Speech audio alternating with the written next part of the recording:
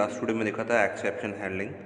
इसके अंतर्गत बहुत सारे एक्सेप्शंस थे, एक्सेप्शन और एरर्स हमने समझा था। आज हम समझेंगे कि इन एक्सेप्शंस में अलग अलग टाइप के एक्सेप्शंस कौन कौन से हम कीवर्ड यूज़ करते हैं। तो देखिएगा, पहला कीवर्ड जो हम एक्सेप्शन के लिए यूज़ करते हैं, आप इससे पहले भी इन कीवर्ड्स का इस्तेमाल C++ में कर चुके हैं। जिस तरह से ट्राई एक कीवर्ड है जिसके थ्रू आप जो भी कोड है, जो भी आपका एक्सेप्शन कोड जहाँ पे आपको लगता है कि एरर आ सकता है, आप उस कोड को इसमें रखते हैं और with the help of this try block आप उस कोड को ट्राई करते हैं। अगर उसमें कोई एरर आता है तो वो ट्राई का जो ब्लॉक है वो उसको थ्रो करता है कैच के पास। कैच वो ब्लॉक है जो कि ट्राई पे जो एक्सेप्शंस आएंगे, यानी कि कोई अगर फॉल्ट आता है, रन टाइम कोई एरर आता है, तो कैच ब्लॉक है वो उसको हैंडल करेगा और उसको कैच करके जो भी उसमें आउटपुट डिफाइन होंगी वो आउटपुट शो करेगा। उसके बाद थर्ड है आपका फाइनली ब्लॉक एक फाइनलाइज आउटपुट शो करता है। सपोज अगर आपके प्रोग्राम में कोई एरर है या कोई एक्सेप्शन है तो finally block it's must be shown as an output. तो फाइनली ब्लॉक हम इसलिए इस्तेमाल करते हैं कि अगर मान लीजिए कोई ऐसा एरर आ जाए या कोई एक्सेप्शन आ जाए जो कि ईजिली सॉल्व ना हो, तो हम फाइनली ब्लॉक के थ्रू हम आउटपुट शो करेंगे कि भाई आपके इस प्रोग्राम में ये एरर आ गया है। उसके बाद और दो कीवर्ड्स यूज़ करते हैं बेसिकली, ये दो बहुत ज़्यादा इंपॉर्टेंट है, थ्रो और थ्रोज। थ्रो बेसिकली क्या था, throw keyword is use to throw an exception. अगर कोई एक्सेप्शन, बड़े एक्सेप्शंस आते हैं तो हम थ्रो कीवर्ड का इस्तेमाल करते हैं, और थ्रोज में नंबर ऑफ एक्सेप्शंस ज़्यादा होते हैं। थ्रोज बेसिकली था, the throws keyword is use to declare exceptions. It doesn't throw an exception, it specifies that there may occurs an exception in the method. It is always used with method signature. तो basically methods के लिए था कि अगर method में कोई error आ जाए या कुछ आपने डिफाइन किया गलत हो तो वो थ्रोज हैंडल करता है। यहाँ ज़रा देखेंगे कि कौन कौन से जावा एक्सेप्शंस के कुछ प्रोग्राम्स देखते हैं कि प्रोग्राम में कैसा आता है। तो पहले हम प्रोग्राम देखेंगे, बेसिकली वो था एक एक्सेप्शन हैंडलिंग का एग्जांपल। इस एग्जांपल में हमने क्लास बनाई। बाय डिफ़ॉल्ट आप जान रहे हैं हमारी क्लास का नाम हमने यहाँ पे स्टूडेंट 1 लिखा हुआ है। फिर हमने एक मेन मेथड लगाया हुआ public static void main string arg। उसके अंदर मुझे लग रहा है कि मैं एक जो भी डेटा पास कर रहा हूँ, इंट डेटा 100 डिवाइड बाई 0, ये सब होता है कि अगर किसी भी नंबर को 0 से डिवाइड करेंगे तो इन्फिनाइट आएगा।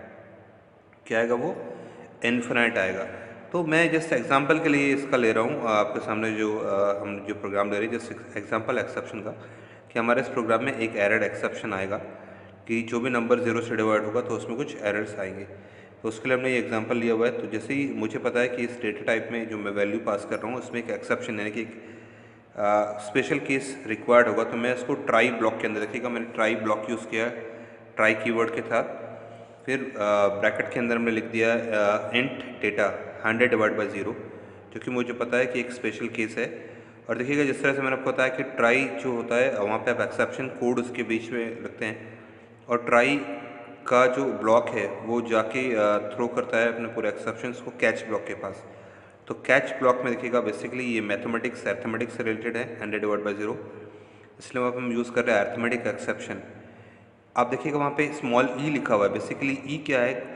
एक प्री डिफाइन एक्सेप्शन क्लास है जावा के अंदर, जो पैकेजेस, जैसे मैंने आपको बताया था कि C++ पे आप हेडर फाइल्स का इस्तेमाल करते हैं, वैसे ही जावा में पैकेजेस का इस्तेमाल करते हैं। तो उसी तरह से कोई एक्सेप्शन क्लास प्री डिफाइन जावा के अंदर डिफाइन है, पहले से बनी हुई है जावा के पैकेजेस के अंदर।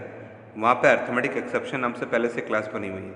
जो हम ई यूज़ कर रहे हैं वो उस अर्थमेटिक क्लास का ऑब्जेक्ट है जो हम कॉल कर रहे हैं। उसके अंदर हमने लिखा system dot out dot print L N E, यानी कि हमने ऑलरेडी एक क्लास बना रखी है अर्थमेटिक एक्सेप्शन पैकेज के अंदर, हम बस उसका ऑब्जेक्ट कॉल कर रहे हैं ई, और प्रिंट में भी हम उसी ऑब्जेक्ट को कॉल कर रहे हैं कि भाई जो आपने वहाँ पे लिखा था उसको कॉल करके ले आइए। फिर हमने कैच ब्लॉक को बंद किया, हमने लिखा system dot out dot print L N rest of the code, मतलब नॉर्मल सा लिखा हुआ है कि भाई हमारा इसके आगे का जो कोड होगा वो प्रिंट करेगा। फिर देखिएगा हमने पहले मेथड बंद किया, मेन मेथड बंद किया, फिर मेन क्लास बंद की हमारी। इसका जो आउटपुट आएगा वो आएगा अर्थमेटिक एक्सेप्शन ई, यानी कि ई में वहाँ पे हमने डिफाइन कर रखा था पहले से, ये प्री डिफाइन है, याद रखिएगा, exception in thread main Java dot lang arithmetic exception, और जो नीचे आपने लिखा था रेस्ट ऑफ द कोड, ये भी वहाँ पे आपके प्रिंट करेगा। ठीक है, आई होप आपको समझ में आएगा। ये सी प्लस प्लस अपने पहले पढ़ रखा था, सिमिलर वही है, सिंटेक्स बस थोड़ा सा चेंज है इसका।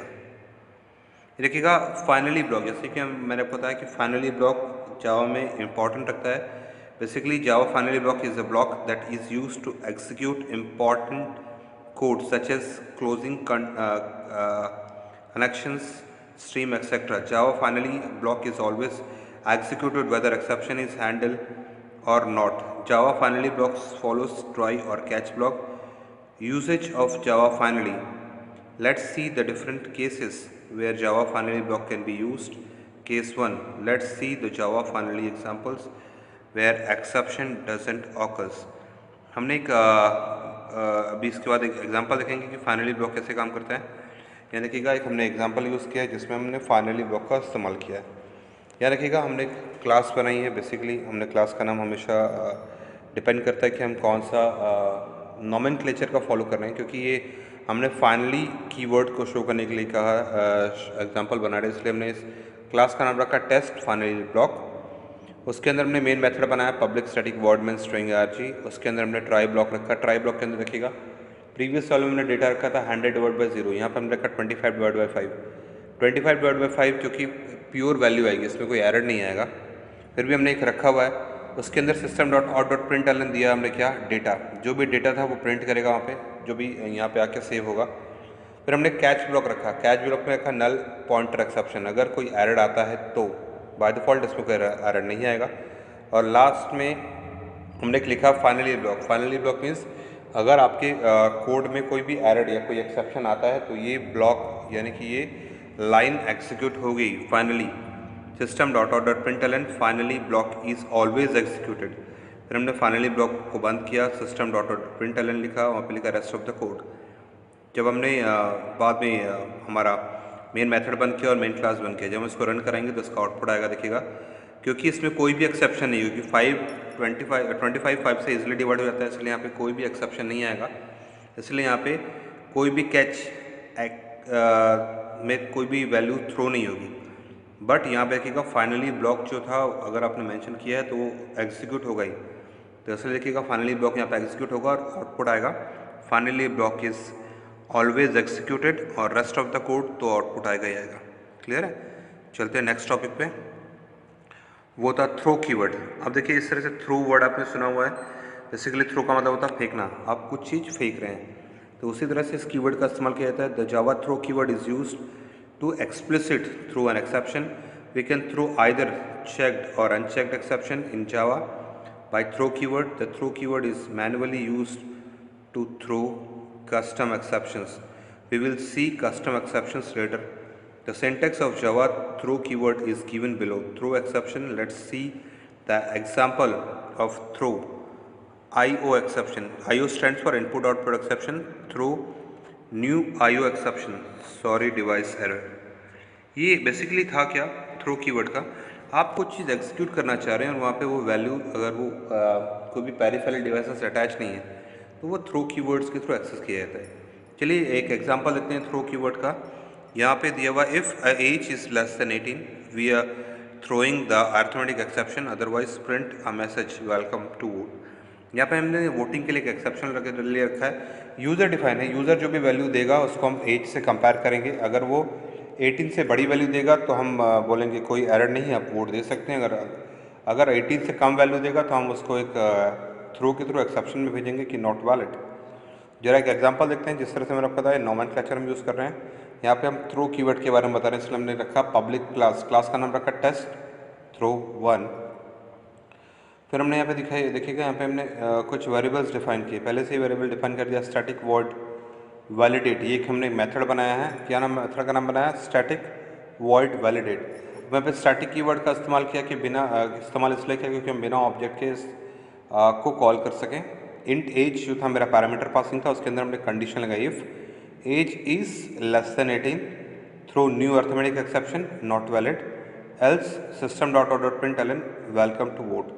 बेसिकली यहाँ पे ये था कि अगर उसका एज 18 से कम होगा तो वो एक एक्सेप्शन में जाएगा, और अगर 18 से बड़ा होगा तो वो आउटपुट शो करेगा वेलकम टू वोट। यहाँ पे हमने देखिएगा हमारा मेथड बंद किया, फिर हमने मेन मेथड लगाया public static void main string args, और यहाँ पे देखिएगा हमने वैल्यू पास की क्या, वैलिडेट। एज की वैल्यू पास की 13, अगर यहाँ पे मैं पास करता 19 तो आंसर आता वेलकम टू वोट। अब मैंने पास किया 13, तो देखिएगा जैसे ही मैं 13 में पास करूँगा 13 इज़ लेस देन 18 आएगा इफ़ कंडीशन में, तो हमारा क्या आएगा एक्सेप्शन आएगा, और उस एक्सेप्शन में क्या लिखा आएगा नॉट वैलिड। ठीक है, तो यहाँ लिखिएगा एक्सेप्शन आएगा क्या, exception in thread main Java dot lang that arithmetic exception, और आएगा यहाँ पे जो हमने लास्ट कीवर्ड लिखा था यहाँ पे रेस्ट ऑफ द कोड, ये तो प्रिंट करेगा। क्लियर है, तो ये बेसिक एक एग्जांपल था थ्रो कीवर्ड का। अब हम आपको फाइनली ब्लॉक देखिएगा, आपने थ्रो पढ़ा था, फाइनली और फाइनल दो अलग अलग कीवर्ड्स थे। फाइनली ब्लॉक बेसिकली है कि आपको बताना चाहूँगा कि Java finally block is a block that is used to execute important code such as closing connections, stream etcetera, जो कि हमने पहले देखा था। तो फाइनली ब्लॉक का इस्तेमाल कैसे करते हैं, सेम वैसे था। फाइनली ब्लॉक में हमने जो स्टेटमेंट लिख the system dot out dot println, वो प्रिंट होगा ही। क्लियर है, वो स्टेटमेंट एग्जीक्यूट होगा ही चाहे आपका कोड में कोई भी एरर आ जाए। ठीक है, जिस तरह से इस कोड में लिखा है, हमने क्या रखा है, क्लास का नाम रखा है टेस्ट फाइनली ब्लॉक, क्योंकि हम फाइनली ब्लॉक के बारे में बता रहे थे। Public static void main string ARG जो कि मेरा मेन मेथड था, उसके अंदर मैं ट्राई रखा int data 25/5 system dot out dot println data, जो भी डेटा था हमने कैच किया नल पॉइंटर एक्सेप्शन में, क्योंकि यहाँ पे कोई भी एरर नहीं आएगा इसलिए कैच ब्लॉक एग्जीक्यूट नहीं होगा, बट फाइनली ब्लॉक हमेशा एग्जीक्यूट होगा। उसके अंदर क्या प्रिंट में आया, system dot out dot println finally block is always executed, और फिर क्या है उसके नेक्स्ट स्टेटमेंट लिखा हुआ system dot out dot println rest of the code. तो इसका आउटपुट जो आएगा finally block is always executed, ये कोड इसका प्रिंट करेगा और rest of the code print करेगा। तो फाइनली याद रखिएगा, फाइनली ब्लॉक यानी कि फाइनली वर्ड आप जानते हैं, फाइनली मीन्स ये एग्जीक्यूट होगा ही होगा। तो सिमिलर ये वर्ड था कि फाइनली मीन्स वो एग्जीक्यूट होगा ही होगा। चलिए नेक्स्ट वीडियो में हम समझेंगे थ्रू और थ्रोज में क्या डिफरेंस थे। ठीक है, जिस तरह से हमने लास्ट क्लास ख़त्म की थी फाइनली ब्लॉक पे कि फाइनली ब्लॉक कैसे एग्जीक्यूट होता है, अब हम चलेंगे कि देखिएगा मेजर डिफरेंस क्या थे थ्रोज में। बेसिकली हर बार आपको एग्जाम में पूछा जाता है कि थ्रो और थ्रोज में क्या डिफरेंस थे, तो हम समझने की कोशिश करेंगे। बेसिकली थ्रो है क्या, Java throw keyword is used to explicit throw an exception, और थ्रोज क्या कीवर्ड है, Java throws keyword is used to declare an exception. Throw keyword पे चलेंगे फिर से।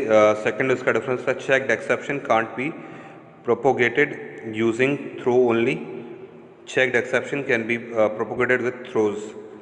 Throw is allowed by an instance, throws is allowed by class, throw is used within the method, throws is used with the method signature. You can't throw multiple exceptions, you can declare multiple exceptions, example public void method, throw IO exception, SQL exceptions. तो basically throw से ज़्यादा better throws था, क्योंकि throw use था multiple exceptions को throw नहीं करता, but throws keyword multiple exceptions को थ्रोज करता है। आगे हम थ्रोज कीवर्ड पे समझेंगे, बेसिकली थ्रोज कीवर्ड समझेंगे। यहाँ पे हम यूज अपना यूनिट 3 शुरू करने वाले हैं।